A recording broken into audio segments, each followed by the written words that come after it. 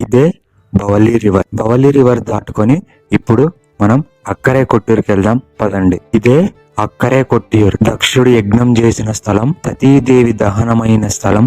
ఇప్పుడు మనం చూస్తున్న 18 శక్తిపీఠాలు ఏర్పడటానికి ముఖ్య కారణమైన ప్లేస్ అక్కరే కొట్టియూరు. మోస్ట్లీ మన తెలుగు వాళ్ళకి కొట్టియూరు అంటే తెలీదు.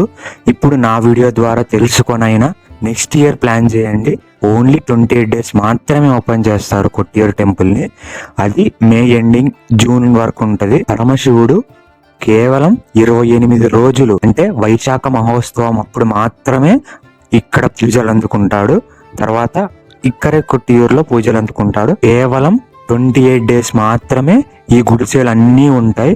తర్వాత 28 days తర్వాత ఈ గుడిసెలన్నీ తీసేసి మళ్ళీ లైక్ ఫారెస్ట్ యథావిధిగా ఉంటది ఇక్కడ. అంటే జనాలు తిరగరన్నమాట ఇక్కడ. నెక్స్ట్ వీడియోలో కలుద్దాం. By by.